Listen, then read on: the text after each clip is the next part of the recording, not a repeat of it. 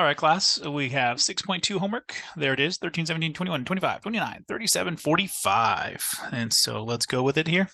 So I'm going to just keep on going through the homework here. So number 13, we have, first of all, it's from 0. To make sure we label this here to 2 pi. And we have ourselves this problem here. So cosine 2x minus 3 sine x. See, minus 2. There it is.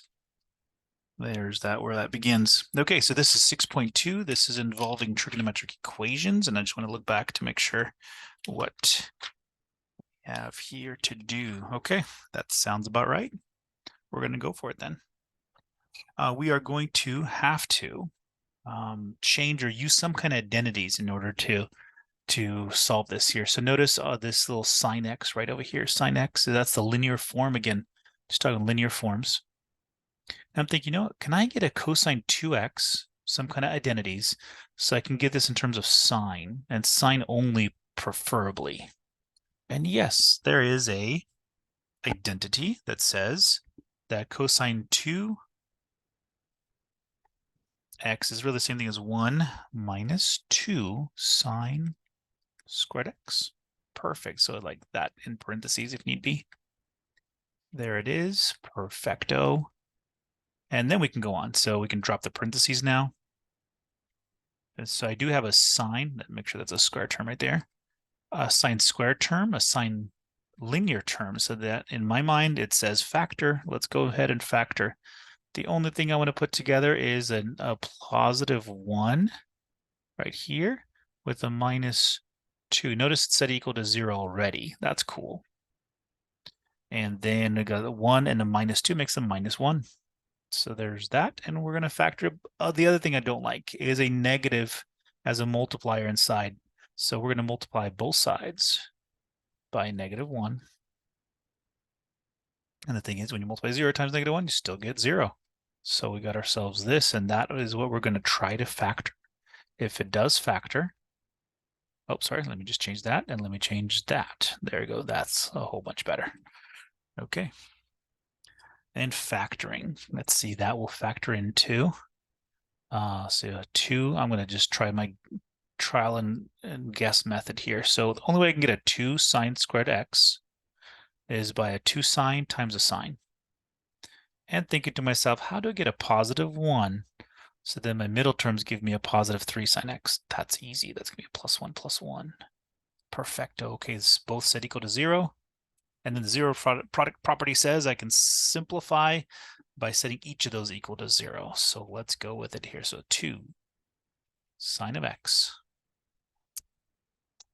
plus 1 is equal to 0. There, I'm looking from the previous slide here. And sine of x plus 1 equals 0. Subtract 1, divide by 2, and we're looking for where on the unit circle is sine give you a negative 1x or negative 1/2. For this one, I'm going to subtract 1, and then I'm looking where on the unit circle does sine give you a negative 1. That's what I'm looking for. And let's see what this says. Just from 0 to 2 pi. So, okay, so radian measurements. So think to myself here, okay, in radian measurements, that's what I'm looking for. I'm looking for quadrants 2 and 3. And a negative 1/2. I think, yeah, it's gonna be, nope, it's gonna be here, right? 2 and 3, no, 3 and 4, no, way better here. So that one, negative 1/2, look on your chart here. So that should give you 7 pi over 6. And then the other one should be down here. It's gonna be below the x-axis. That's what we're looking for. And then the other one, as we wrap around here, it should give you 11 pi over 6. Perfect. Okay, so there's my 2 answers here. 7 pi over 6, 11 pi over 6. Okay, and then let's go over here. When does sine give you a negative 1? Oh, that's easy. That's down here. So it's this little angle here. And that's going to give you a 3 pi over 2 as your final answer, and you are done. All right, cool. That's number 13. Moving on to number 17. All right, 17 says 2 cosine squared x sine. Okay, there it is. There's my linear form now again. All right, and let's go with it.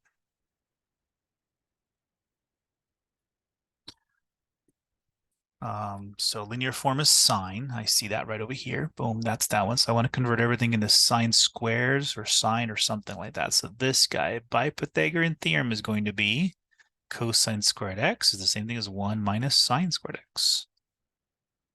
Sweet. Everything else remains the same, and we are jamming.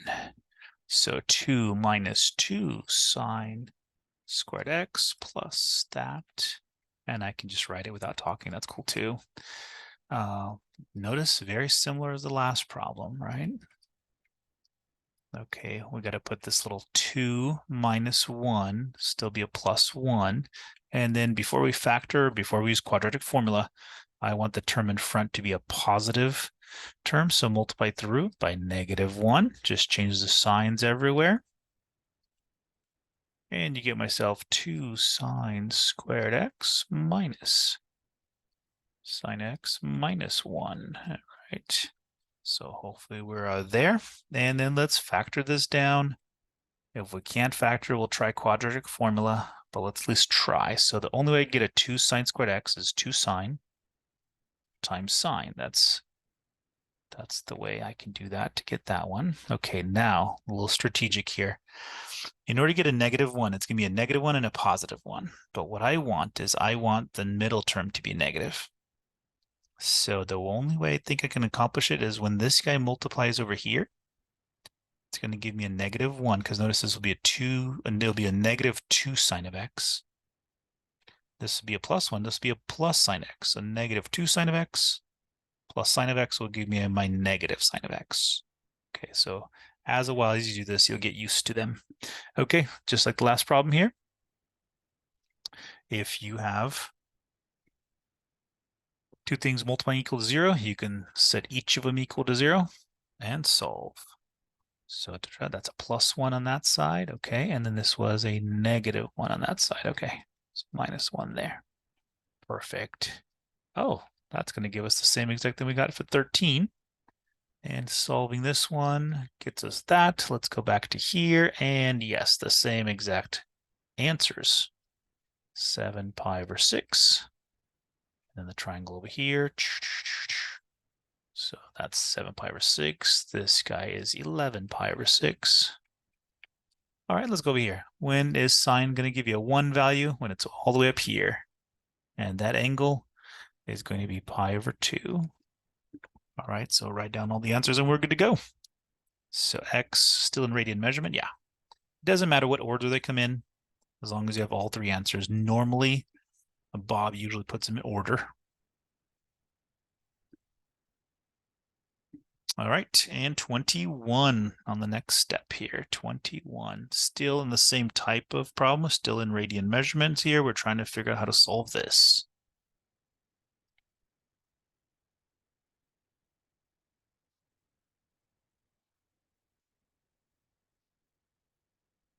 All right, and again, using our identities, first thing I'm going to note is, since this is my linear form, and this is the one I like, sine, I'm going to try to convert these guys into sines somehow. So cotangent is cosine over sine. Oh, that's not nice. Okay, and then cosecant is 1 over sine. Okay, let's see what comes of this. Let's see what comes of this here. I'm just going to multiply everything. This is clearing fractions, right? So I have a clearing denominator. So I have a sine of x as a denominator, sine of x as a denominator. I'm going to multiply both sides by sine of x. That'll clear the denominators. The only thing you got to be careful for is this right here. You cannot, the only one that we know you cannot multiply by is 0. So here's what we're going to do. Before we multiply, we cannot multiply through by 0 on both sides of an equation, because that just cancels everything out. And at the same time, that makes this right here a undefined number, right? It can't be dividing by 0. So now the question is, when does sine of x equal 0? Sine of x equals 0 here and here. So x, if we get these answers, we're just going to reject them. Sine cannot be, let's say this, how about x cannot be 0 or pi? Good, that's kind of what we're going to have to keep in mind when we do this. All right, so I'm going to get some color here. So I'm going to multiply both sides by sine of x and multiply this by sine of x. All right, and if that's the case, that goes to here, gets me 2 sine squared x. Okay. That multiplies into here. The signs will cancel themselves out, leaving us, oh, look at that. The linear term is now cosine. Okay, so got to do something about that. And then we're going to multiply into here. The signs just cancel themselves out, gives you that. And 0 times anything, still 0. Oh, my linear form is now cosine. What a trick they do. Okay, so then I'm going to use Pythagorean theorem and switch this to cosine. Just Pythagorean theorem, sine squared x is 1 minus cosine squared x. Boom. And then the process begins very similar to 13 and 17. Distribute the 2.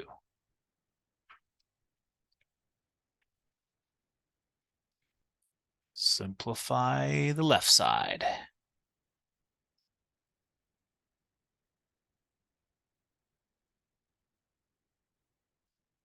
Uh, 2 minus 1 will be a positive 1. That's cool. 2 there. Cool. All right, then we're going to multiply through.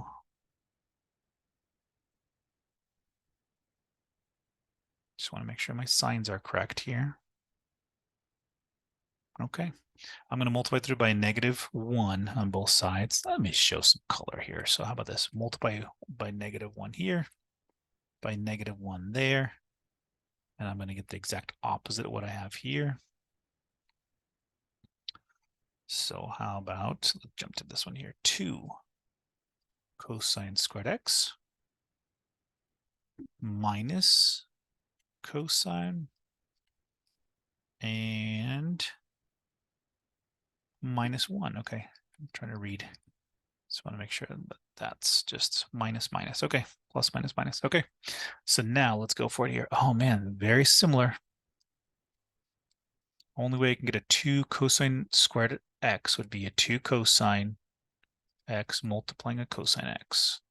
There it is. That times that gives us that. All right, so I need to multiply through to get a -1.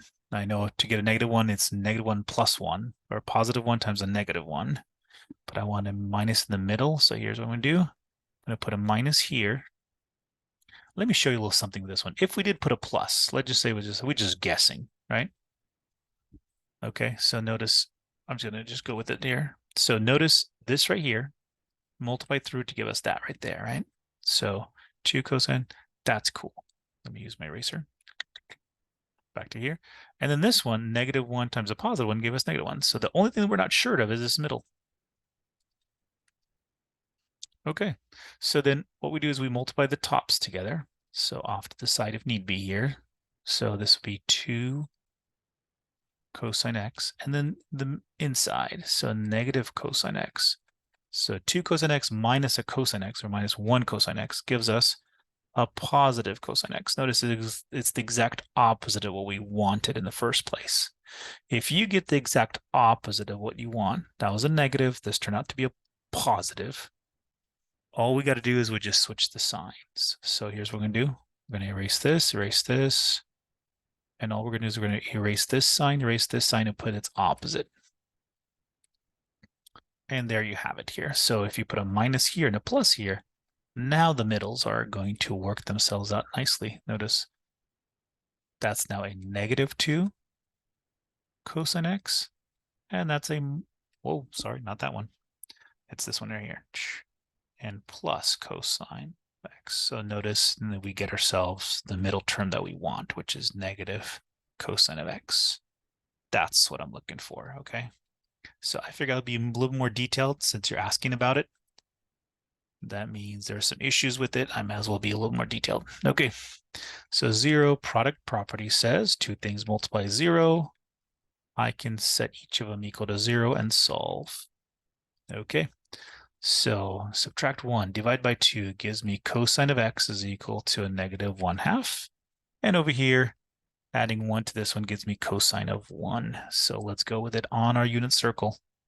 Tell me where's cosine of x is equal to negative 1, negative 1/2? Yeah, negative 1/2. All right, if it's negative, we're going to go this way. And I think if you see on your chart, you're looking for it's a 2 pi over 3. And if you look down this way, 3 pi over 3, and this would have to be a 4 pi over 3 going across here. That's when the x coordinate on your sheet gives you a negative 1/2. Perfect. And then we go over here. When is cosine of 1? Well, cosine 1 is right over here at pi. So I got this. So let's see. We got x is equal to pi. These answers gave us x is equal to 2 pi over 3, 4 pi over 3. And the question is this: does Bob accept all 3 answers? And the answer is no, he does not accept all 3 answers because this guy has to be rejected. How come it has to be rejected? Because when we come back over here, notice we cannot accept 0 or pi, because if you were to plug it back in even to your original problem, you would get undefined terms. If sine is 0 over here, it'll be 1 over 0, and that's undefined. This would be 1 over 0 again, and that's undefined. That can't be an answer. So we reject that one. So the only answers we keep would be these ones right here. Right there. And we reject pi. I don't know what pi feels. Maybe he feels rejected, but we got to reject him anyways. Okay, so we got 21 done. We jump to 25. All right, so this one, the only change here is now we're in theta measurements, and we're going from 0 degrees to 360 degrees, and we have an answer of, or a problem of, root 3 sine of theta plus cosine. Theta is equal to root 3. All right, got halfway through here. All right, what do we do here? Okay. We are going to have to, notice real quick here, here's our problem. I have sine theta, which is what we like. That's a linear form. And then look over here, and I also have a cosine theta. So I have 2 linear forms. I like sine, I like cosine, but they're both linear forms. So I have to somehow switch one to the other. And so it does not matter which one you choose. Totally does not matter. But we're going to have to choose one of them in order to solve for, and then we're going to square it. We good? So here's what we're going to do. We're going to subtract radical 3 sine theta, subtract radical 3 sine theta, and you could have subtracted cosine as well. That would have been just perfectly fine. All right, but just we need one of those trig functions by themselves. All right, and if I do that, root, I get myself cosine is by itself now. That's what I wanted. That's what I'm looking for. Cosine is by itself. And I got this. And what I'm going to do, I'm going to square both sides. That's how we get rid of both linear forms, and we're going to go into a quadratic form on it. So cosine theta to the second power is going to be just cosine squared theta. All right, this one. Okay, this one, let's do a little bit of work here. This just means that there's 2 of these. There's one and there's another. And if you can do it in your head, that is perfect, okay? I'm going to just assume we can't for a moment. And what do we want here? I want the black one. Okay, so cosine squared theta is still over here. But what I want is I want to multiply this times this. And then I'm going to multiply this by this. And then you guys, if you want to do it during the box method, some of you guys learned the box method, that's fine too. So I'm going to multiply the root 3 times both of those terms. We'll multiply the negative 3 sine theta times both those terms. There it is. All right, so root 3 times root 3 is just a 3. Root 3 times a negative root 3 cosine theta. Well, root 3 times root 3 is 9, so square root of 9 is 3, so this would be minus 3 sine theta. And then if you do it over here, you're going to get the exact same thing. So negative root 3 sine theta times root 3 makes the roots become 9. And I got that. So this would be negative because it's negative times a positive. Then it's a root 3 times root 3, which is root 9, which is just 3. And you got the sine theta coming along. And now this one here. So negative times a negative is a positive. Root 3 times root 3 is just a 3. And sine times sine is sine squared. There it is. That's what I got there. Okay, so now let's simplify this out as much as we can. So 3 here minus 6 of these guys now. So it's negative. Yeah, it's there. And then I got myself a 3 sine theta. And notice what I have is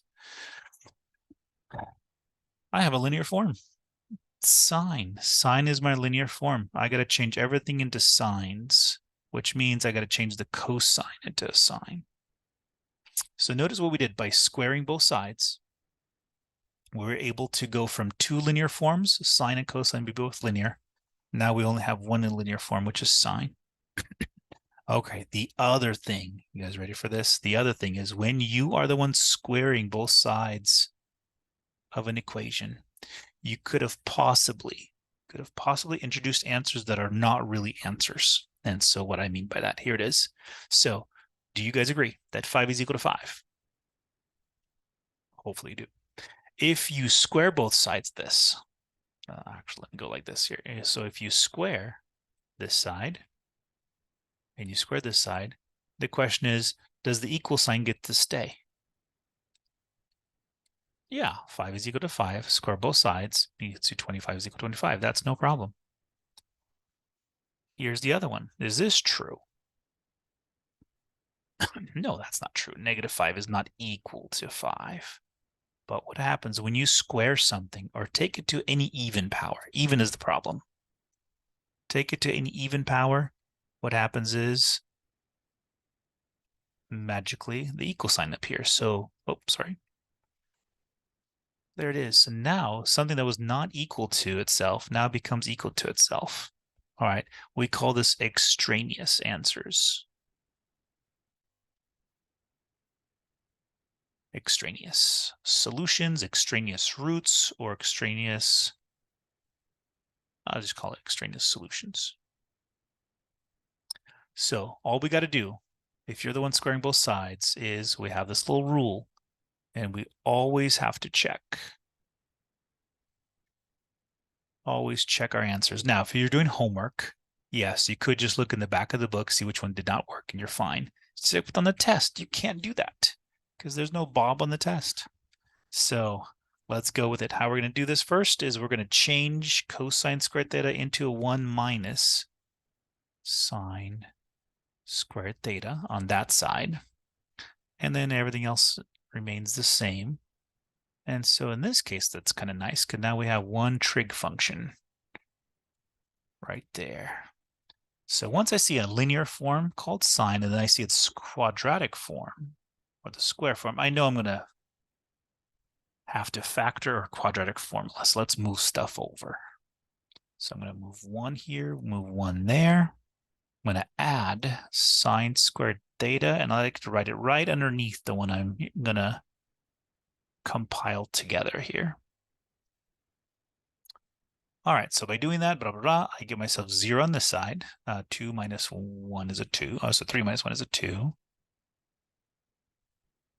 That, and then this one becomes a 4. Okay, so a few things here. I don't like it in this form. I like the fact that my biggest degree goes first, like that. Then my second degree, and then my constant is all the way in the back. And if you don't even like that, if you want the 0 on this side, that's fine too. You can put the 0 on that side.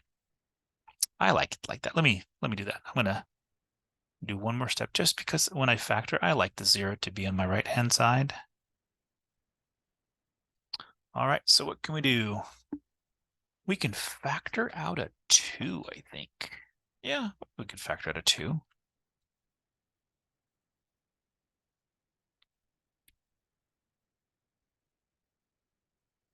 I'm going to go with, it's technically you can factor out a 2 and then divide out the 2, or what you can do is you could just divide by 2 everywhere. So 2 here, 2 there, 2 there, 2 there. All right, as long as you do it on both sides, and you're fine. So now I got myself 2 sine squared theta minus 3.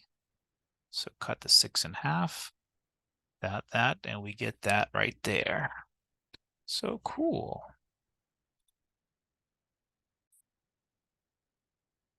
All right, so now factoring this out, let's see. So hopefully it factors, or else we might have to do quadratic formula here. But the only way you can get a 2 sine squared theta is 2 sine theta times 2.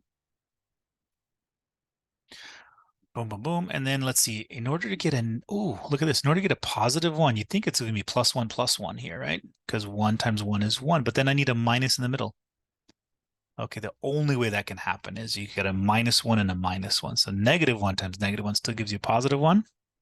But when you do the middles, notice this becomes negative sine theta. Another sine minus sine theta gives you -3 sine theta. Okay, perfect. Let's go with it here. So we are going to then move on to setting each of them equal to 0. And let me move just to make sure I got it right. Da-da-da, and da-da-da. All right, adding 1 to both sides. Divide by 2 gets me a positive 1/2. Over here, adding 1 gets me a 1. Okay, so when is sine theta going to give me a positive 1/2? That has to be above the x-axis. It's just a little bit above the x-axis. So this is going to be 30 degrees. And how about, that's 30 degrees, and this is 150 degrees.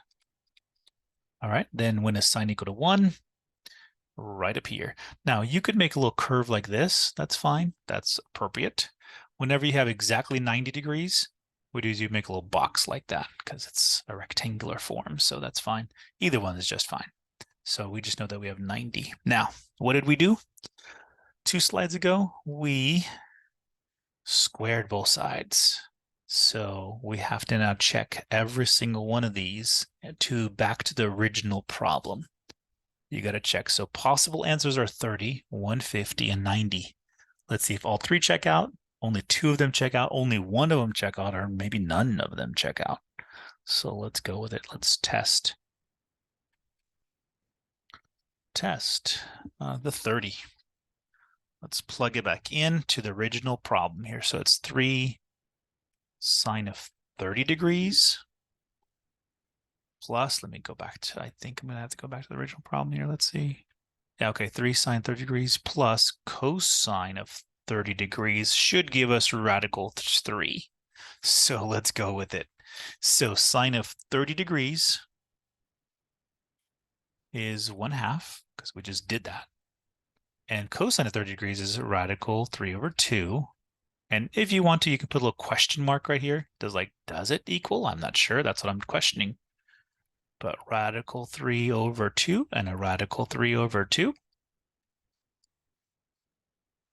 Yeah, that gets me 2 radical 3/2. Still a question mark until I get to the end and the 2's cancel. And now I am left. I can go away with the question mark. It is true. So 30 degrees is an answer. Nice. Let's jump to 90 degrees. So is 90 degrees an answer? So 3 sine of 90 degrees plus cosine of 90 degrees. Is that equal to, I don't know, radical 3. So what is sine of 90 degrees? It is 1. Cosine of 90 degrees is 0. That's nice. Now I know this is, oh, let me do my question mark there. And now that's complete. So 90 works. That's perfect.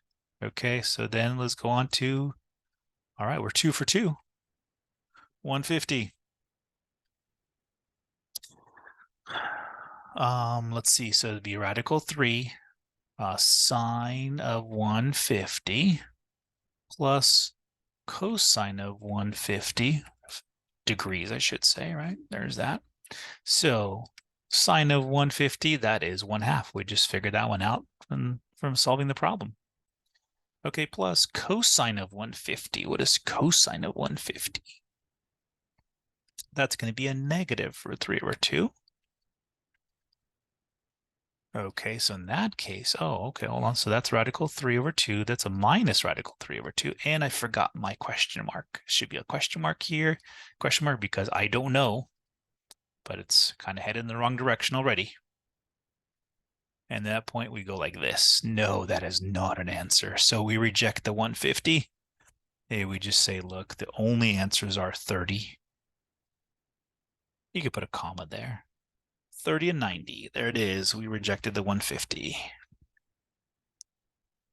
All right, that's number 25. 29. All right, 29. Let's see what it says here.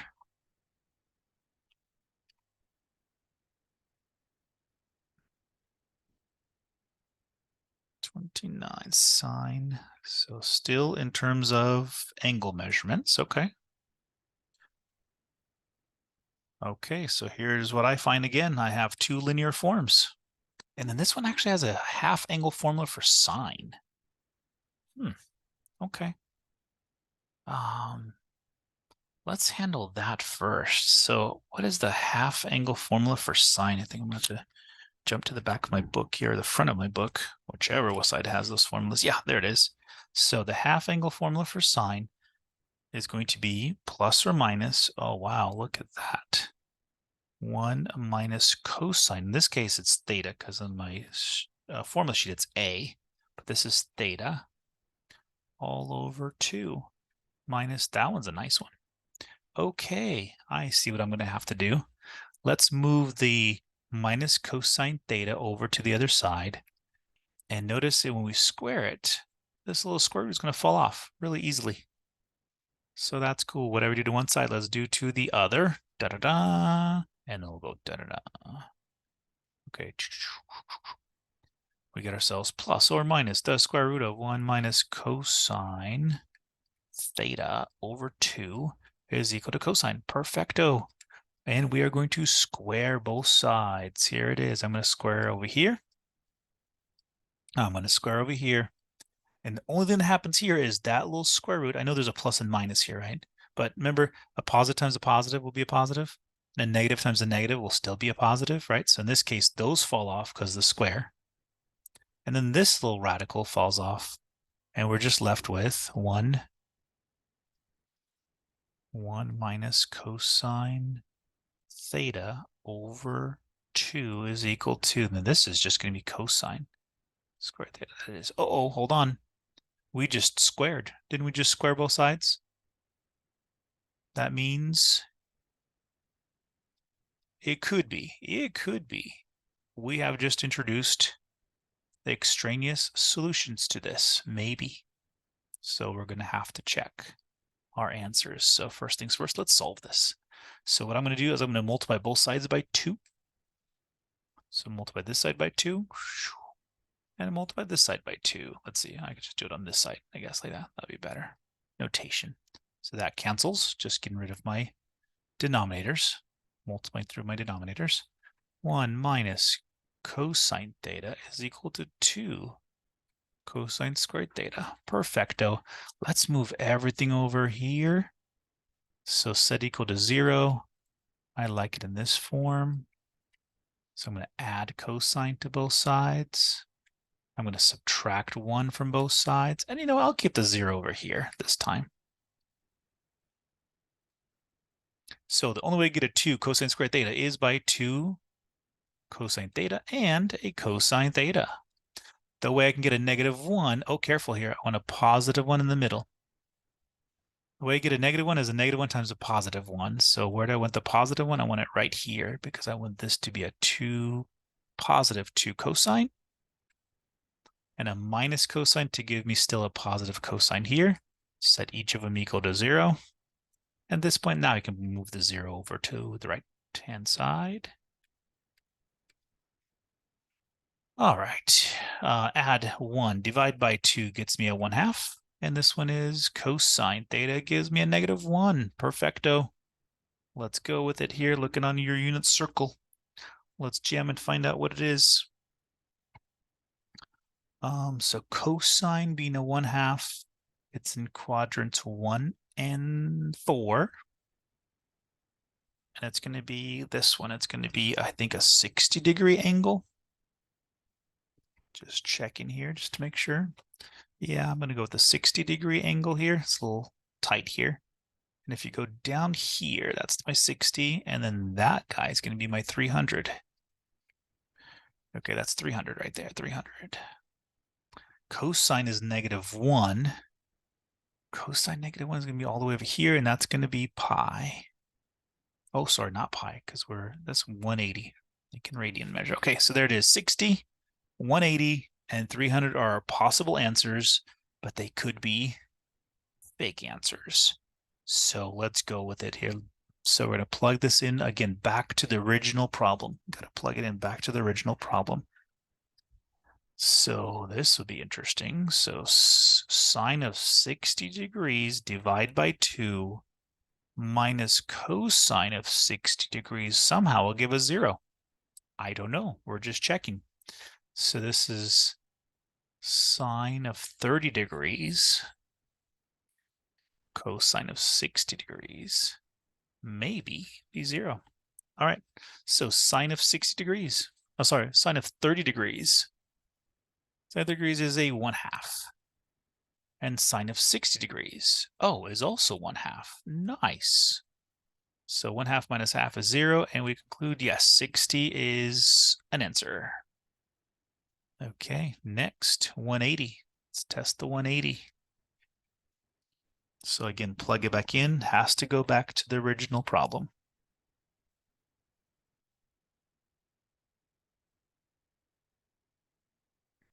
All right, so I got myself, let's see, sine 180 over 2 minus cosine of 180 is equal to 0, maybe.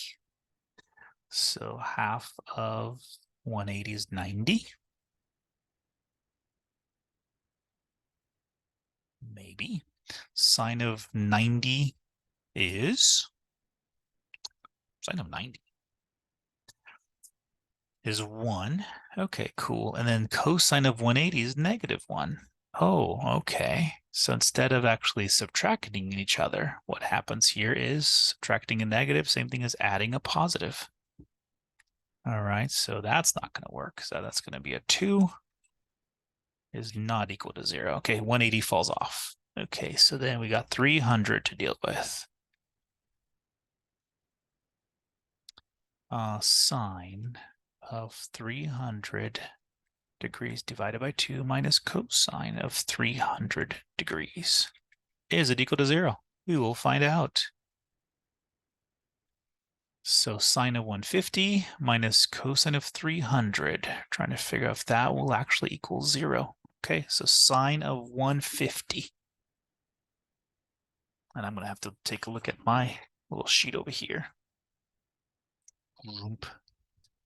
Okay, sine of 150 is 1/2 minus cosine of 300 is 1/2. Nice. Okay, that does check out. Perfect. Okay, so final answers are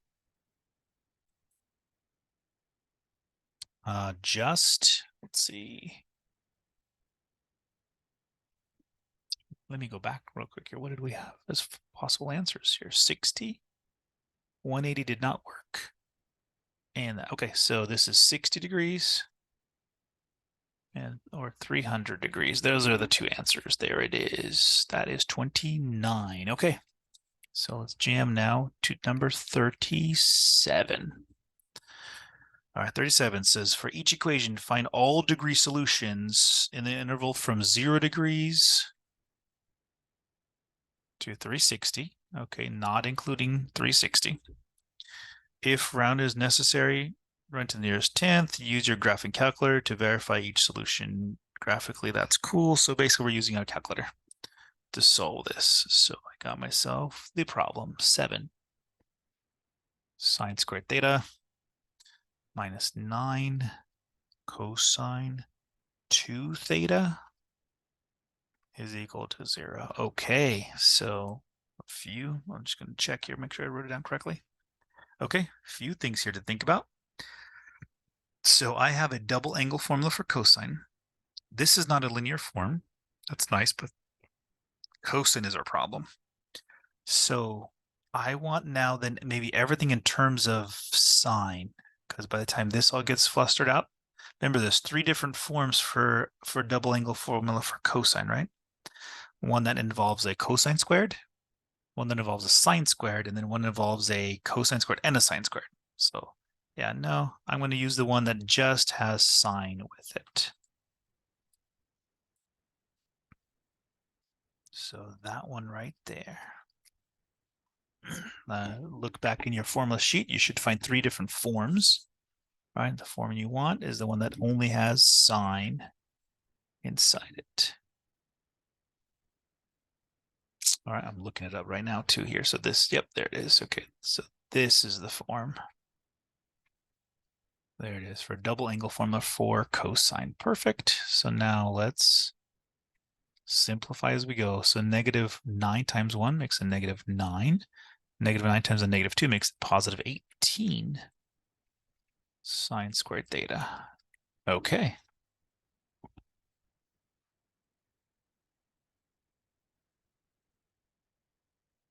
All right, and let's put stuff together.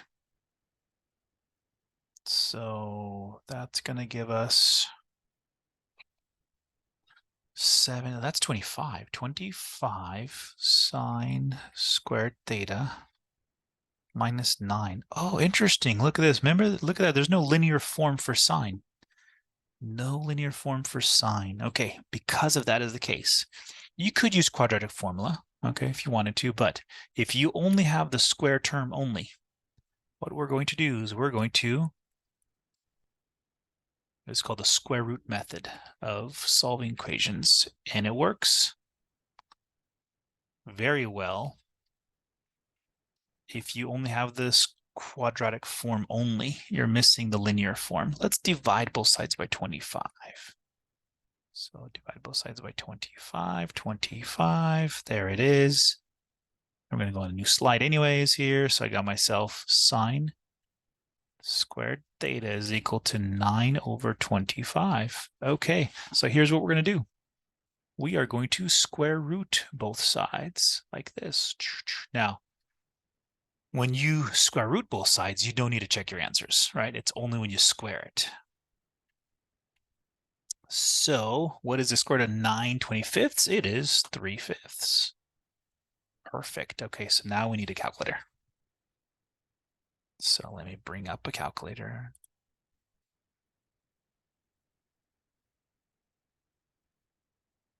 Whoa, okay, that's why.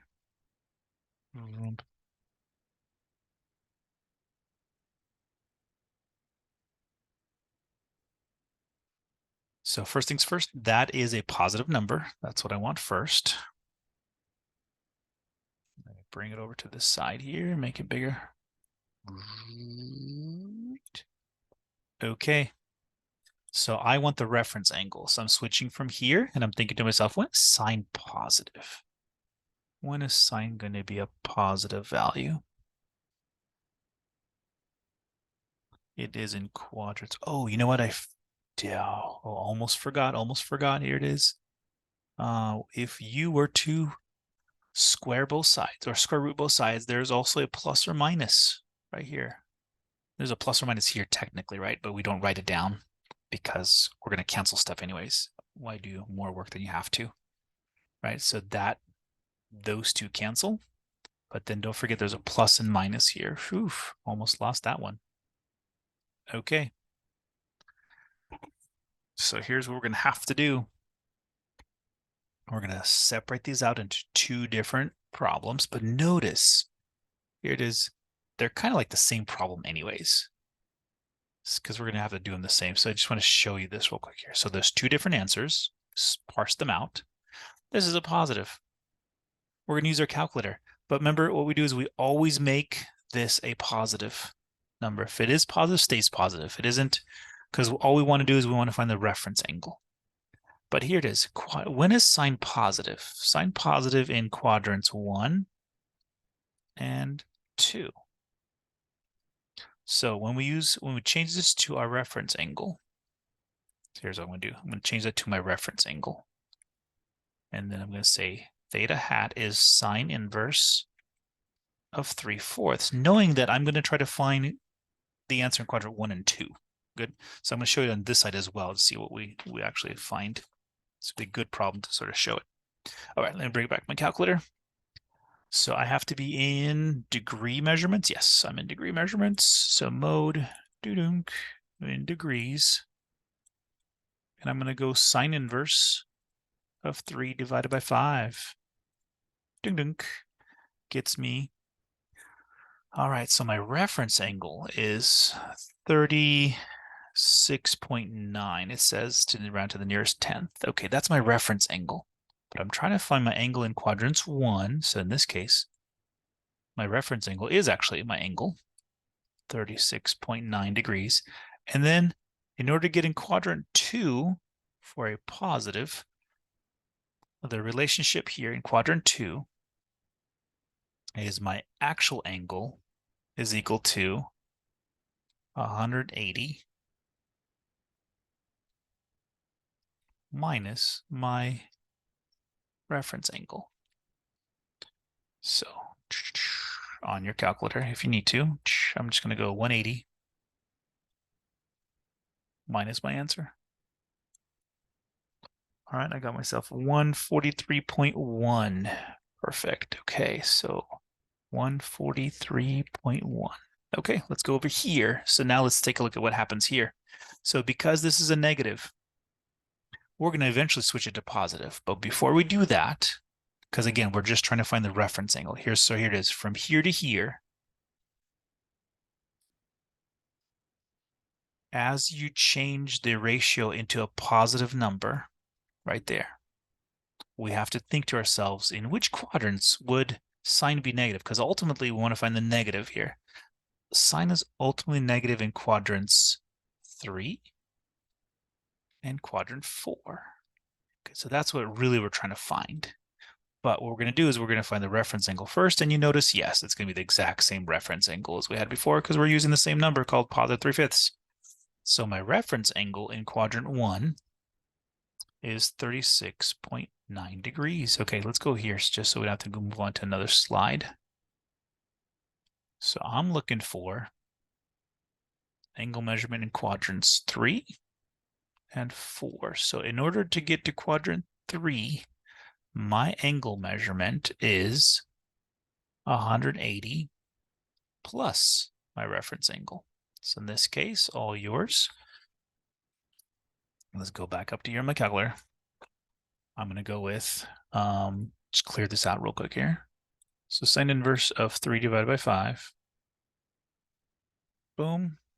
In this case, it's going to be plus, again, 180 plus the angle or that angle plus 180 doesn't matter, right? It's going to give us the same. So I got 216.9. So 216.9. Okay, and now in order to get this in quadrant 4, right here, it is 360 minus my reference angle. So notice quadrants 2 and 4, they're minus values, right? In quadrant 3, it's plus values, and in quadrant 1, it's the same value. So in this case, I'm going to use my calculator real quick here, since I got my answer here. I'm going to clear this out, or I could just do this here, 360, right, minus 36.9. Boom, and I got myself 323.1. Okay, 323.1. All right, sorry for the mess, but here's what we got. I'm going to give the answers here. So I got, this is my answer. Oh, you know what? Sorry, this should have been done a little differently. So notice I still have this as the reference angle. That's not true. That's not true. That reference angle only belongs to that piece there, right? I should have not put this right over here. So final answer, let me write it over here. So final answer for theta. Theta is 36.9 in quadrant 1. 143.1 in quadrant 2, and then we found the one that's in quadrant 3, and the one that we found in quadrant 4. So we got all of them. There it is. Done, done. All right, and that is number, I think, 37. Okay. So moving on to our last problem, number 45. All right, number 45. All right, and it has to do with, okay, I think it's an honors question here. It says, in the human body, the value of theta that makes the following expression 0 is the angle which the artery radius r will branch off from a larger artery radius r to minimize the energy due to loss and friction. Show that the following expression of 0 when theta is equal to this. Okay, honors question. I just thought this was a pretty cool problem. So here's what happens. In your arteries, well, let's see, we have a main artery, or as they branch out, right? So you have an artery, a bigger artery, and blood is flowing into here like this. And then what you have a branching out of the artery this way. It's a smaller artery, like that. Our body is made in such a way that almost all the time, at least this is how I understand it, almost all the time, for blood to separate like this, to go into the artery, it is the least amount of energy that's needed. So if the arteries were to break out like this, let's say it was like this, and let's say it was exactly like we do pipes in your house, right? Exactly 90 degrees, right? If it turned like this, it would require more energy to turn it at a 90-degree angle as opposed to this angle right here in order to cut off a certain amount of blood in order to branch out. And in fact, your body is super efficient, and that's what happens there. Okay, so now let's get back to our problem here. So boom, that is the larger area, a radius. This is the smaller radius, and this is theta. And yes, it matters on the dimensions. So this one's saying it's the least amount of energy used to minimize the energy lost due to friction. It depends on how big the radius of the big artery is compared to the radius of the smaller, and that angle measurement right here. Okay, so let's go for it here. So 45.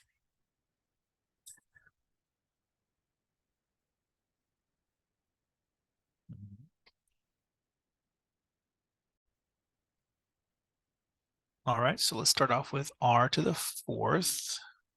And it says, show that, let me write this out first, and then we'll kind of get to it. All right, this is a tough one. Obviously too much for a test problem here. But I want to just show you kind of like the coolness of trigonometry and pointing out some cool stuff in our bodies.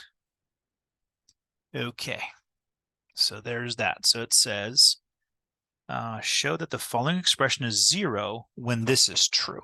Show that that becomes 0, basically if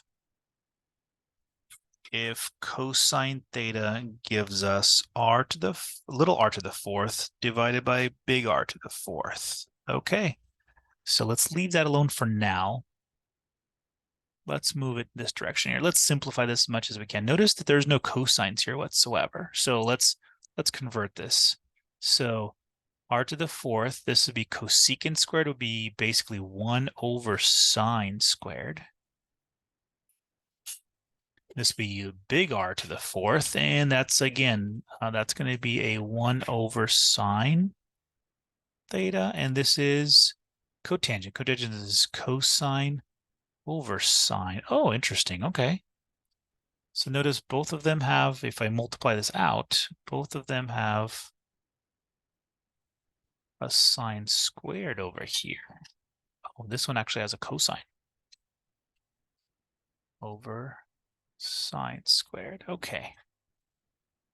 So if I were to write this out one more time, simplified manner, the most simplest form, right? It's going to be little r to the 4th minus big R to the 4th cosine theta all over sine squared theta. So now the question is, when is this ever going to be 0?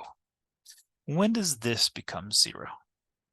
Well, remember, it doesn't really matter what the number is on the bottom of a denominator. So it doesn't matter what sine is, but this will definitely become 0 if all that is 0. Okay, so the question is, when is that 0? So little r to the fourth minus big R to the fourth cosine theta is equal to 0 when? Oh, I know. Let's move the r to the fourth over, little r to the fourth. We can get rid of my negative signs. Again, honors question here. So we can get rid of those guys here.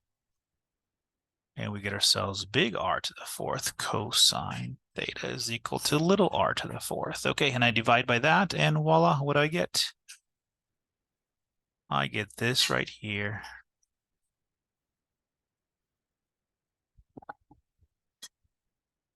So cosine is the angle measurement that will give us the friction, and it depends on the radius, the radius of the small branch to the fourth power, dividing by the large branch of our arteries to the fourth power. If we get that, and then we take the cosine inverse of that, that will give us that little theta in the middle that causes the least amount of friction as our blood changes from a large artery to a smaller artery.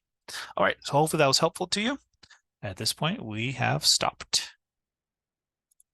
And I'll have a great and wonderful day.